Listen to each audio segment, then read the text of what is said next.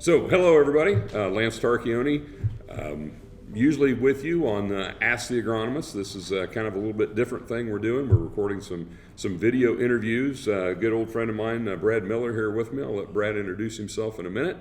And we are actually in St. Louis for a live Ag Tech. So excited to be back together in person. We did the virtual thing for a few years and didn't really like that. So we're back to good old fashioned. Everybody drive to St. Louis and have a meeting. Did you drive or fly? I flew. Okay, yeah, a little bit faster. Brad's an Ohio boy, so he's got a longer drive to get here than I do. So, but anyway, we're doing something that somebody said maybe we should call this the agronomist asks, since we're not really taking questions for the agronomist. The agronomist is asking other agronomist questions. So with that, I will. So Brad, I've known you for going on 30 years. That's right. We actually started in the same role in the company. Me a couple years ahead of you. So you're a younger man than I. But so I've known Brad a long time, and I'll let Brad introduce himself and tell us a little bit about your career at Monsanto, now Bayer, and what you're doing today. Sure. Brad Miller, and I'm a technical agronomist for DeKalb Agro, covering northern Ohio. And I'm originally from Ohio. Actually, where I'm living at now is just a mile down the road from where I grew up. Nice. So I got to move back to the home farm. What part of Ohio is home for you? Northeast Ohio. So if you know where Cleveland is, about 50 miles south of Cleveland. Yeah. Well, my son went to college in Lima at UNOH. Western Ohio. So I kind of got acquainted with northwestern Ohio or west central Ohio. Yeah, and that's part of my territory. So I go from Pennsylvania all the way to Indiana up to Michigan. So we're lazier here in Illinois. We have a little bit dinky territory. So I've got 9 counties that I hear some of these guys have 4 counties. That would be awesome. Yeah. But anyway, so started out with Lance as field biologist was a position. That was a contract position. That's right. Yeah. Helped establish. Paid us pretty good, but we didn't have any benefits. But we weren't married, didn't have kids back then, so we didn't care about that kind of stuff. I'd say those are good old days, but and then from there, did that for a few years, and then got the opportunity to be a product development rep or technology development rep, as we call them today. So did that for right up to 2008, 2009, when we had the company reorganization, right, and got the opportunity to be an agronomist. So been technical agronomist since then.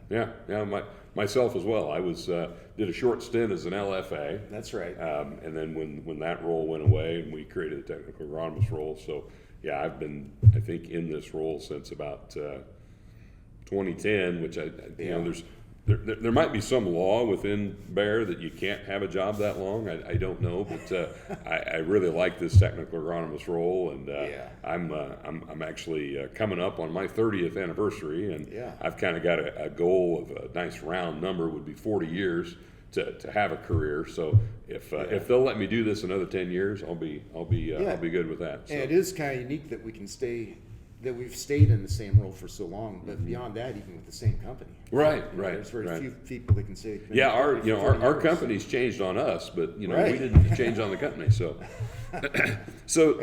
I know whenever we're on calls together nationally with all the agronomists, whether it's 98-day corn or silage or ear rots, you're always interested in stuff because very diverse territory you've got silage, you've got the RM range that you have to support is nuts. It just seems to me like that we focus on we get some guys that'll plant some early corn, but for us early's 106, 107. Vast majority of our stuff is somewhere between a 113 and a 116 is kind of our bread and butter. But talk a little bit about the diversity of agriculture in your part of Ohio. Yeah, it is quite diverse. There's still several dairies, so we've got silage acres that we support. There's not a lot of silage in Ohio. I think it's around 200,000 acres total. There's probably about 4 to 5 million acres of beans and about 3 to 4 million acres of corn. So, and where I cover from Lake Erie down to about central Ohio, there's quite a diversity in relative maturity of products, like you said, because in far north Ohio, they'll plant 95 to 105 RM is their range. And when you get into north central Ohio, it'll be 103 to 113. And then I even sell some 116-day corn, or make recommendations with it, because a lot of guys now are trying to some fuller season corn, pushing it north, which is what our competitor is doing as well. So there's opportunity there. They don't mind drying corn if they can get the yield. So how about one thing I've always thought was interesting in Illinois? You can go almost clear to Wisconsin with the same corn that we're growing in central Illinois for guys that like to push the envelope. But soybeans, we'll occasionally grow some early group 4s, and northern Illinois is growing late 1s or early 2s. So soybean maturity changes dramatically as you go north in Illinois.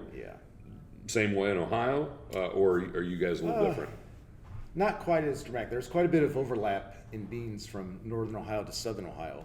So in my neck of the woods, majority of the volume is from a 2.4 up to a 3.8. And then southern Ohio will be the earliest bean they'll look at is probably a 3.0, 3.2, and then go all the way to 4.0. So there's quite a bit of overlap. We've got a little bit of a trend of, especially our larger producers, early beans early, and especially in my colleague Chris Callow's territory just to the south of me. He'll go south of Springfield, and we've got some guys putting some beans in early, planting like a 2.6, 2.7, 2.8, 2.9 in April, and getting that out in September, and having some success with that. Do you see any trends like that in your area? Yeah, there are. Well, everyone's wanting to increase yield potential. So one of the ways you can do that with beans is plant earlier. Now, I would say early April is probably, a lot of times we don't get a window to get in the field by then. Usually it's mid to late April at the earliest. You guys in the northeastern Cornbelt, that's almost like southern Illinois for us. I mean, wet springs seem to be like about a 6 out of 5 year thing for you guys. I agree with that. It's hard to get in when you'd like to. But you're right though. There are some guys pushing the envelope on yield, and when they do that, you want to plant your earlier beans early. So they can get some good plant height and mature nice. And so, some guys will plant a 1.8 to 2.2 RM bean, so they can get them off the field sooner to do tile work, that type of thing. So now you guys got respectable amount of wheat still, or no? Much wheat acres? There's probably maybe 800,000 acres, maybe 1 million acres, but typically under 1 million. I mean, there's not as many acres of wheat in Illinois as there used to be either. So I know your background would have been more weed science when you started. Is that fair to say? Right. I went to Purdue University, so good school. Good basketball team this year. Usually. I don't worry about the sports, but anyway, studied weed science at Purdue. And then when you started, I was the same way. That field biologist role was primarily chemistry. That's right. At that time. Now, I remember some of the first trials I worked on at Monmouth would have been the first summer we had Roundup Ready soybeans in the field. So it was biotech, but I was just the guy spraying the herbicide on them. So it was still more herbicide focused than it was seed focused at that time. But as the business has changed over the years, that's one of the things I like about being part of Bayer is the chemistry portfolio is so nice to have. Even if you went back to the start of our career when Monsanto was still in the chemistry business, we didn't have the portfolio that we have today. And over time, that portfolio had really dwindled for Monsanto. And so being part of Bayer, it's nice to have that robust chemistry portfolio and to be able to, have all those options to work with growers. You made me think of something that's kind of funny back then. When I was in grad school, different companies would come in to interview the grad students. And it's just kind of funny because it was before Roundup Ready beans. So when Monsanto would come in to interview, not as many of the grad students were interested in signing up for an interview. Some of the comments were, all they have is Lasso and Roundup. What do you want to work for them for? We changed that for years. All we had was Harness and Roundup. That's right. So, but no, you're right. There's been a lot of exciting things that have come along through the pipeline. Roundup Ready beans were just phenomenal, fun to talk about when they launched, and we've got a lot of new products coming down the road too. Right. Yeah. We're known for all the new product introductions we had over the years, and looking at what's coming in the next 5 to 10 years kind of makes your head spin with all the new products that are coming. HT4, HT5, short corn, corn rootworm 4. We've got 2 new rootworm traits in the marketplace now. Lots of new stuff in the pipeline. You had mentioned when we were talking before we went on air about short corn. So tell me what you think the potential is for that in your market. Yeah, in Ohio, when I talk to farmers about short stature corn and some of the benefits, what really lights them up and gets them excited is the access. Get across the field with ground equipment for late fungicide or nitrogen applications. With a lot of the fungicide applications, they're put on with an airplane, and we got 2 challenges in Ohio with that. One is you may or may not get on the plane schedule. Right. And then if you do get on the schedule to spray your farm, are they there at the right time? You might be there a little too late or a little too early. The other thing is, especially when you go east in Ohio, field sizes start getting smaller, more wooded areas, rectangular, triangle-shaped fields. So it's tough for planes to get into those fields. So short stature corn might open up opportunities there for guys with their own ground rigs to get in. Do a lot of guys in your market not use fungicide just because they're too difficult to make those applications, or what % of the market do you think is using fungicides?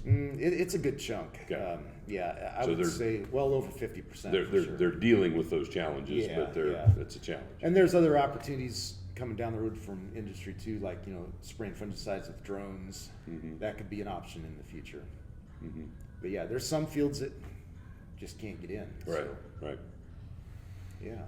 So what I guess talk a little bit about what are some of the challenges you think your growers are facing, from an agronomic standpoint, or weed control. I imagine weed control is a challenge for everybody. We were talking about the early days of biotech, and people thought that weed science was going to become irrelevant because all we were going to do was have traits and spray Roundup, and that hasn't worked out quite the way some people thought it would. So with weed resistance management and all the different chemistries we're working with and multiple modes of action, and weed science got cool again about 10 years ago.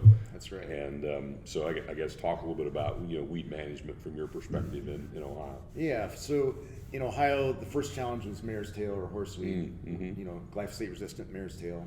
And I think since then, that was first discovered in 2001 in Ohio, and since then farmers have learned how to control it for sure, especially with some of the new technologies. But probably the biggest threat right now is water hemp. There are some hot pockets in Ohio, and that weed is spreading in geography, so that's probably the biggest challenge. Lance, there's a new weed out there that I discovered, and you might have run across it in the past. Yeah? You ever hear of the weed called no-see-um?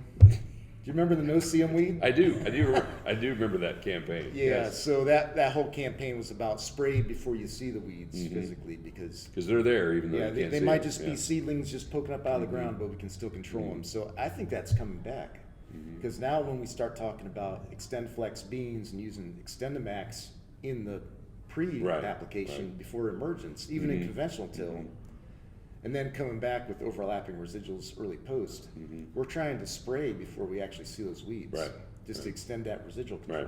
Right. I tell our applicators all the time that if you're, making a post-emergence application in a field of beans, and you look around and you wonder, why am I doing this? Because the field looks clean. That's the right thing to be doing. Versus where we were at a few years ago, you couldn't see the front tires on the tractor because the weeds and the beans were up over the top. I can remember when I used to, do applications at home with a pull type sprayer on the 4020, and not worrying about those big weeds and that jungle that I was spraying through.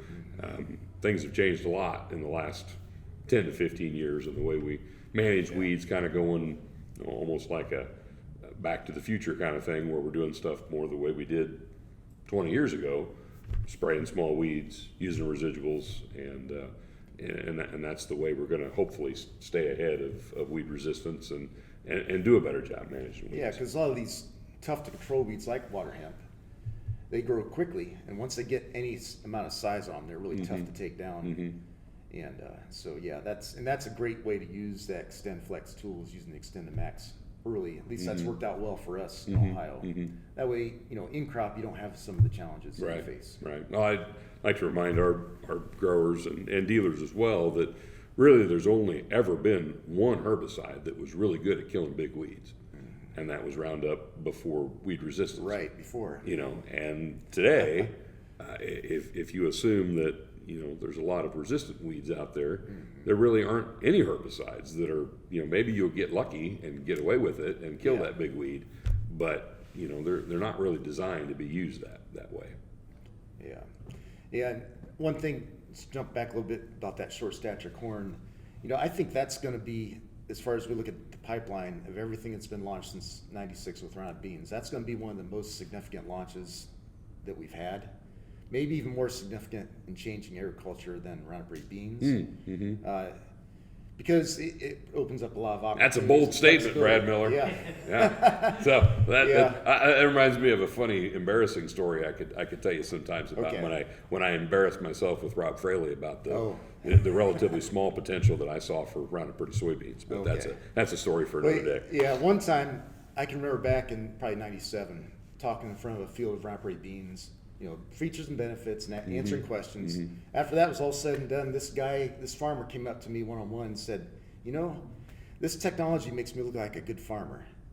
And, it wasn't that he was a bad farmer. It's just that tool has allowed him to do things that he couldn't do in the past. So that's the way I see short stature corn. Cool. All right. Well, Brad, it's been great to sit down with you and visit here. Maybe if our listeners have any questions for Ohio, I'll send them to you. And appreciate you joining us here on our little video recording, and looking forward to interacting with you more here through AgTech the rest of the week. So thanks for making the trip into Ohio and sitting down with us. Great to see you again. Thanks for the invitation. Hopefully get Lance material in a good manner that allows him to distribute that content to you, the farmer customer, in a way that is easily consumable, timely, and relevant. Those are the three things we're always trying to think through: is it timely, is it relevant, and can you consume it in a manner that's, it meets your needs.